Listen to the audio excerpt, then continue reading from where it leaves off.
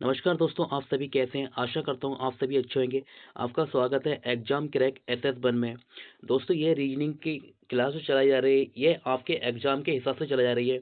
जिस तरह के क्वेश्चन आपके एग्जाम में पूछे जाते हैं, उसी तरह के क्वेश्चन मैं इस क्लास में आपके लिए ला रहा हूँ, जिससे कि आपका एग्जाम में एक भी क्वेश्चन ना छूटे और आपके पूरे में पूरे नंबर आए।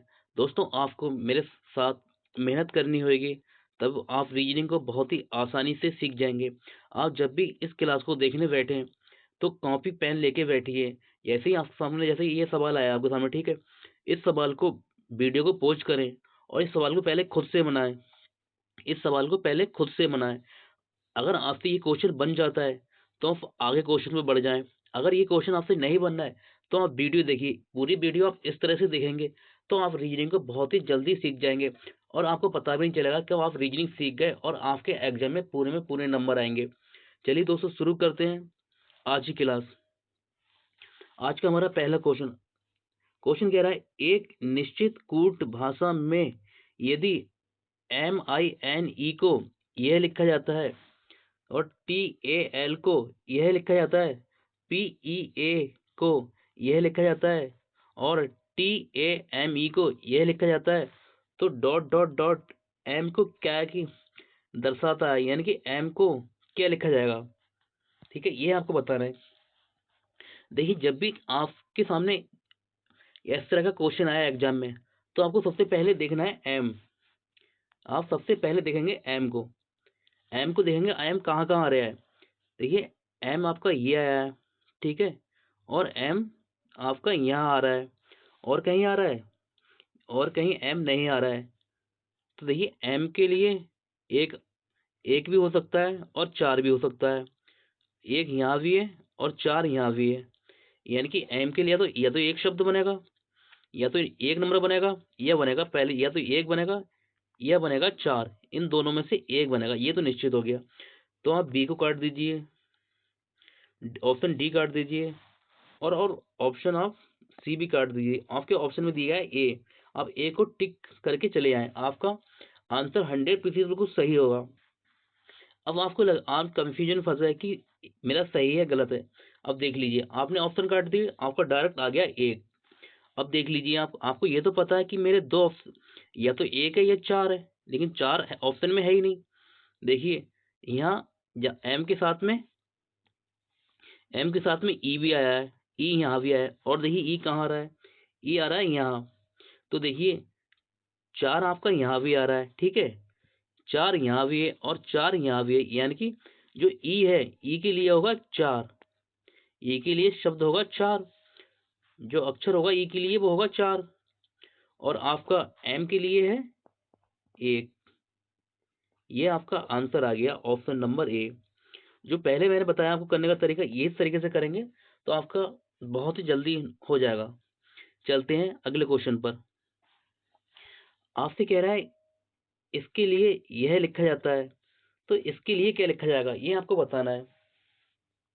देखिए, आपका के आता है 11 पर, के आता है आपका 11 पर, और आर आता है आपका 18 पर। इसमें कितना प्लस हुआ 11 में, यानी कि 7 प्लस हुआ, तब आपका 18 बना। 7 प्लस होने के बाद 18 बना। इस हिसाब से आपका क्यू आता है 17 पर, और हम 17 में 7 प्लस करेंगे, 17 में 7 प्लस करेंगे तो ये हो जाएगा 17 7 हो जाएगा 24, 24 हो जाएगा जब प्लस करेंगे 7 17 में। यानी क्यू में क्यू होता आता 17 पर, और 17 में हम 7 प्लस करेंगे तो ये हो जाएगा 24। 24 पर आना चाहिए हमारा एक्स, लेकिन हमारा ए में भी एक्स नहीं है, सी में भी नहीं है, और बी में भी नहीं है एक्स, और डी में भी एक्स नहीं है। यानी कि ये तरीका हमारा गलत हो गया। अब एग्जाम में आपको मतलब दिमाग आपको तेज लगाना है और दूसरा तरीका सोचना है। जैसे आपने अभी सोचा सीधी तरफ से, आपने दिमाग लगाया अपनी सीधी तरफ से, लेकिन अब आपको उल्टी तरफ से दिमाग लगाना है। अब आपको दिमाग लगाना है उल्टी तरफ से। देखिए, आपके एस आता है 19 पर, एस आता है 19 पर, और आर आता है आपका 18 पर। यानी कि 19 में से, देखिए, 19 में से आप एक माइनस कर देंगे, ठीक है, तो आपका आएगा 18। 18 पे आता है आर, बिल्कुल सही है। इसी हिसाब से आपको यहाँ से देखिए उल्टी तरफ यहाँ से पकड़ेंगे। आपने यहाँ से पकड़ा, अब यहाँ इस वाले में यहाँ से पकड़ेंगे। एन आता है आपका 14 पे, और 14 में से आप 1 माइनस करेंगे। 14 में से 1 माइनस करेंगे तो आएगा 13। 13 पे आता है एम, यानी कि आपका एम से स्टार्ट होगा। 14 में से 1 गया तो एम से स्टार्ट होगा आपका। 13 पे आता है एम, यानी कि ऑप्शन बी में। इस तरह से आपका डायरेक्ट आंसर आ गया ऑप्शन बी। डी कट गया, ए कट गया और सी कट गया। ये तरीका होता है क्वेश्चन को डायरेक्ट करने का। अब देखिए आपको लग रहा है कि हमारा तरीका शायद गलत भी हो सकता है, जो हम तरीका अपनाया गलत भी हो सकता है, लेकिन देखिए इस हिसाब से जी जी आता है 7 पर, और 7 में से 1 माइनस किया तो एफ आता है 6 पर, यानी कि 7 में से 1 गया। इस हिसाब से ई 5 में, ई आता है 5 पर, 5 में से 1 कम करा तो 4, 4 पे आता है डी, यानी कि एम डी। सही है। फिर यहाँ ई दे हुआ है, ई में से 1 माइनस किया तो डी आया। इसी हिसाब से देखिए एन में से 1 कम करा था तो एन 14 पे आता है, 14 में से 1 गया तो 13, 13 पे आता है एम। इसी हिसाब से देखिए आई, आई आता है आपका 9 पर, और 9 में से 1 गया तो 8, 8 पे आता है एच। यही तरीका चला है, यानी कि आपका ऑप्शन नंबर बी बिल्कुल सही है। ये आपका आंसर आ गया ऑप्शन नंबर बी। अगला क्वेश्चन आपसे कहता है यदि किसी विशेष कूट भाषा में 7 को यह लिखा जाता है और 10 को यह लिखा जाता है तो 13 को क्या लिखा जाएगा, ये आपको बताना है। देखिए 7, 7 को कहते हैं 7। 7 होता है 7। देखिए 7, 7 7 होता है, और 7 जो हमने लिखा, फिर हमने इसे लिख दिया घटते क्रम में। 7, 6, 5, 4, 3, 2, 1, इस तरह से लिखा। इसी हिसाब से देखिए 10, 10 होता है 10, 10 कहते हैं 10 को, और 10 लिखा, 10 लिखा, फिर 10 में से 1 कम करा, 9, 8, 7, 6, 5, 4, 3, 2, 1, इसी हिसाब से 13, ये होता है 13। अब 13 को, 13 के बाद में हम 12 इस तरह से लिखिए, कौन सा ऑप्शन में आ रहा है देखिए। ऑप्शन ए को लेते हैं हम पहले। 13, 12, 11, 10, 9, 8, 7, 6, 5, 4, 3, 2, 1, यानी कि हमारा आंसर बिल्कुल सही है। ऑप्शन नंबर ए हमारा हमारा पहले ही बैठ गया। अगर हमारा पहला नहीं बैठता तो हम बी चेक करते, अगर बी नहीं बैठता फिर सी चेक करते, या फिर डी चेक करते। इस तरह से हमारा कोई सा आंसर बैठ जाता, लेकिन हमारा आंसर बैठा ऑप्शन नंबर ए। अगला क्वेश्चन दोस्तों देखिए, बास्केटबॉल को 5 लिखा गया है, बास्केटबॉल को 5 लिखा गया है, तो आपसे कह रहा है फुटबॉल को क्या लिखा गया है? इसका संबंध इसके साथ में है, तो फुटबॉल का संबंध इस क्वेश्चन मार्क के साथ में होगा, यानी कि यहाँ क्या आएगा, इसका आंसर आपको कमेंट में देना है, तभी आप पता चलेगा आप कितना सीख रहे हैं। चलते हैं अगले क्वेश्चन पर। अब आपसे कह रहा है ये प्रश्न चित्र है, यानी कि यह चित्र है प्रश्न चित्र। तो आपसे कह रहा है जो चित्र दिया गया है इसके समान लगभग इन 4 ऑप्शन में से दिया ए बी सी डी, कौन सा होगा इसके समान, कौन सा चित्र होगा।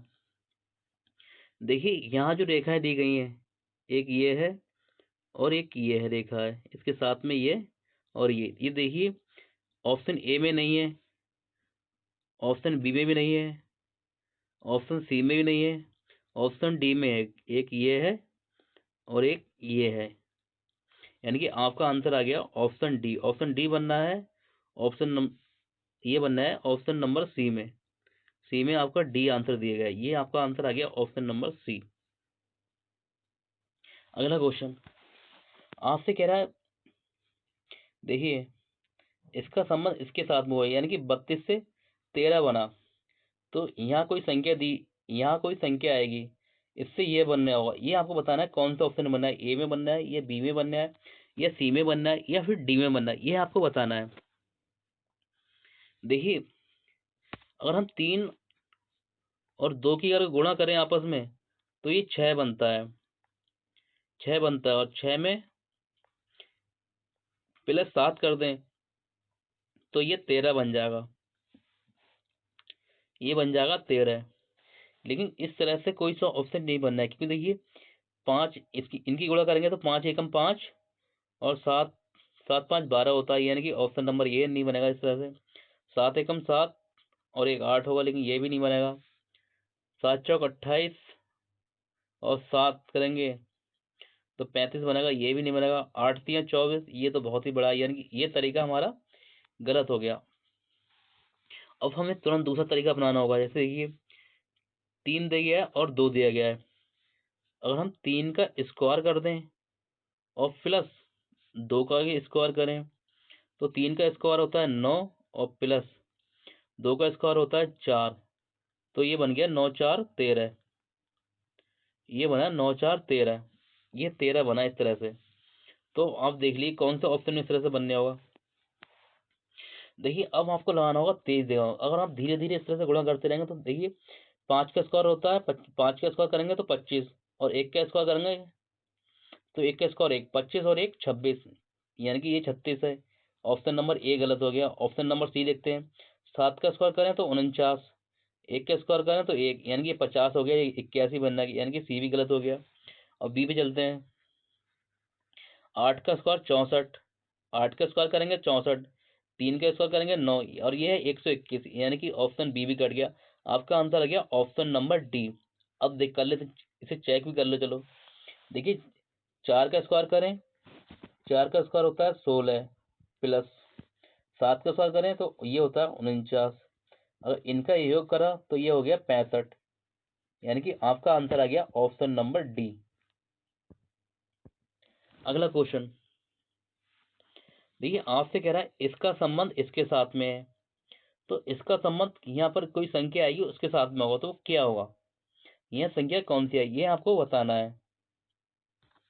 देखिए बी आता है आपका 2 पर और ई आता है 5 पर, यानी कि इसमें 3 जोड़ा होगा 3।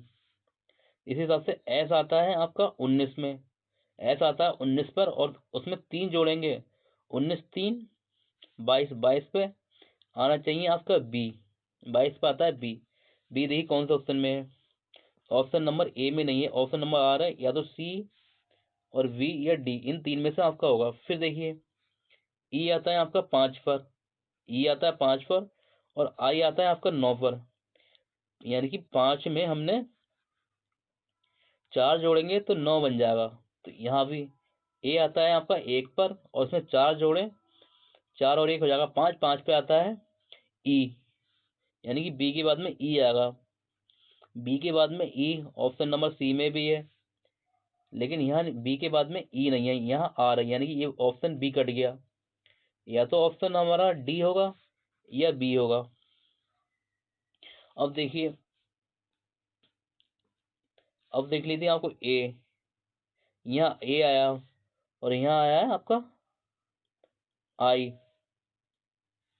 सॉरी सॉरी, देखिए यहाँ आपका ए आया और यहाँ आया एफ, यानी कि यहाँ जुड़ा होगा 5, एक में हमने जोड़ा 5 तो 5 में 5 और 1 6 होता है, 6 पे आया एफ 6, यानी कि यहाँ 5 जोड़ लिया।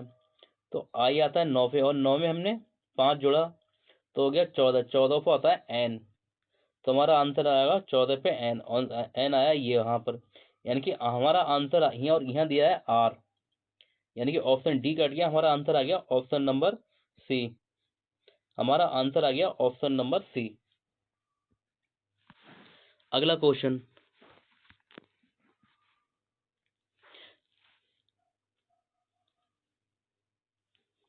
देखिए, यहाँ एक प्रश्न दिया गया है, आपको प्रश्न दिया गया है तो आपसे कह रहा है यानी कि कक्षा में कितने छात्र क्रिकेट खेलते हैं, ये आपको बताना है। कथन फर्स्ट दिया गया है, कथन फर्स्ट में कह रहा है कक्षा में 32 लड़के और 28 लड़कियां हैं। और दूसरा आपको कथन दिया गया, दूसरा कथन दिया है आपको केवल लड़के क्रिकेट खेलते हैं। तो आपको यह बताना है कौन सा आपका सही होगा, पहला भी सही होगा क्या दूसरा भी सही होगा या दोनों सही होंगे, आपको यह बताना है। यह एक सही है इनमें से। देखिए आपसे कह रहा है कक्षा में, क्वेश्चन में जो आपसे कहा गया है कक्षा में कितने छात्र क्रिकेट खेलते हैं, यह आपको बताना है। और कक्षा हम छात्र कितने हैं 32, ठीक है। और केवल लड़के क्रिकेट खेलते हैं, केवल लड़के क्रिकेट खेलते हैं, तो हमारा दोनों ऑप्शन गलत होंगे। ऑप्शन नंबर सी हमारा आंसर आएगा। दोनों कथन फर्स्ट एवं सेकंड मिलकर भी पर्याप्त नहीं है। क्यों? अब आप पूछेंगे क्यों पर्याप्त नहीं है। देखिए, जब हमने कह दिया कि 32 लड़के हैं और केवल लड़के क्रिकेट खेलते हैं, तो हमारे दोनों ऑप्शन क्यों कटेंगे? यानी एक दो तो सही होना चाहिए था, लेकिन हमारे ऑप्शन कट गए, दोनों क्यों कटे? देखिए, आपसे कह रहा है कितने लड़के, मान लिया 32 लड़के खेल रहे हैं क्रिकेट, 32 लड़के क्रिकेट, 32 सॉरी 32 लड़के दिए गए हैं, ठीक है। अब इसमें से हमें यही पता नहीं है कितने लड़के क्रिकेट खेल रहे हैं, कितने नहीं खेल रहे हैं। ये क्वेश्चन में कहीं भी नहीं कह रहा। देखिए सेकंड में भी आप देख लीजिए, सेकंड में भी देखिए, सेकंड में भी नहीं कह रहा है आपसे कि, आपसे सेकंड में कह रहा है कि लड़के क्रिकेट खेलते हैं, केवल लड़के क्रिकेट खेलते हैं। इसमें यह नहीं आ रहा है कि कितने लड़के क्रिकेट खेलते हैं। तो आपका आंसर हो जाएगा ऑप्शन नंबर सी, केवल दोनों कथन फर्स्ट एवं सेकंड मिलकर भी पर्याप्त नहीं है। आंसर आ गया ऑप्शन नंबर सी। अगला क्वेश्चन आपसे कह रहा है एक्स की रैंक ऊपर से 15वीं है और कक्षा में कुल 40 छात्र हैं। कक्षा में एक्स की नीचे से कौन सी रैंक होगी? यानी कि आपकी रैंक बताना है कहाँ से, नीचे से। और टोटल कितने हैं? 40 छात्र हैं। और एक्स की रैंक ऊपर से कौन सी है? 15वीं।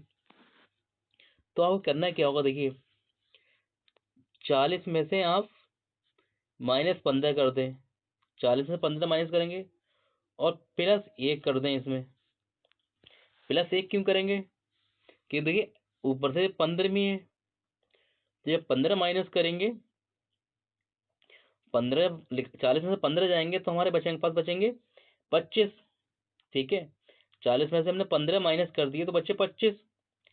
तो एक्स की पूछ रहा है, यानी कि एक्स को हमने माइनस कर दिया, लेकिन हमने एक्स की रैंक हम नीचे से ही बताना है, तो हमें एक और जोड़ना पड़ेगा। इसलिए फिर आ जाएगा 40 में से हमने 15 निकाले तो बचे 25 और एक 26। आंसर आ गया 26, ऑप्शन नंबर डी। अगला क्वेश्चन आपसे कह रहा है शाम के 4:45 सॉरी 4:52 4:52 बजने पर घंटे की सुई और मिनट की सुई द्वारा बनाए गए दो कोणों में से छोटा कोण कितनी डिग्री का होगा? यानी कि आपको कोण बनाना है। देखिए थीटा बराबर होता है, आपका ध्यान रखना, थीटा बराबर होता है 11/2 m-30h। देखिए m क्या होता है आपका? m होता है मिनट और h क्या होता है? आवर, यानी कि घंटा। तो आप इसमें वैल्यू रख दीजिए। आप करेंगे 11/2 और मिनट कितने दिए गए हैं आपको? 52 इंटू 52 और यहाँ करेंगे -4 इंटू 30। देखिए 2 से इसे काटा 26 बार और 26 की और 11 की गुणा करेंगे तो ये 26 से जब 11 की गुणा करेंगे 6 2 8 और 286 आ गया। हमने 11 की और 26 की गुणा करी तो आया 286 माइनस और 4 की और 30 की गुणा करेंगे 4 3 12 यानी कि 120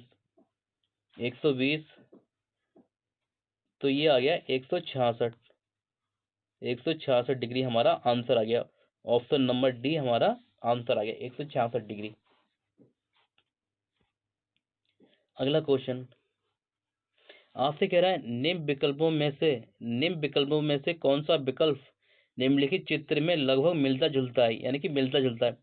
आपको ये बताना है इस चित्र जैसा विकल्प इन चित्रों में भी है, ए बी सी डी में दिखाई दे रहा है, तो आपको बताना है इससे मिलती जुलती आकृति कौन सी है। देखिए इस आकृति में आप ध्यान से देखेंगे तो एक त्रिभुज दिया गया है, ये दिया गया है एक त्रिभुज। तो देखिए त्रिभुज कहाँ बनने आया, ये वाला पूरा त्रिभुज। देखिए यहाँ छोटा त्रिभुज बनना है, यानी कि ये ऑप्शन ए कट गया। बी में भी छोटा त्रिभुज बनना है, ये भी कट गया। ऑप्शन सी में त्रिभुज है ही नहीं, ये भी कट गया। आपका डायरेक्ट आंसर आ गया ऑप्शन नंबर डी। आपका डी दिया गया है ए में, यानी कि आंसर आ गया आपका ऑप्शन नंबर ए। देखिए ये बना छोटा वाला त्रिभुज। अगला क्वेश्चन आपसे कह रहा है निम्न आकृति में कितने त्रिभुज हैं। निम्न आकृति में कितने त्रिभुज हैं ये आपको बताना है। देखिए मैं आपको बता दूं, यह तरीका होता है त्रिभुजों को गिनने का।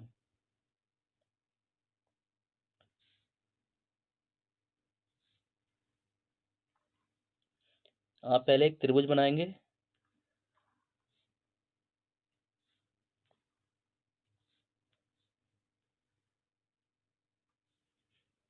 चलो जैसा ही बनना है क्या लो, ये एक, ये दो, और नंबर देंगे यहाँ पे से।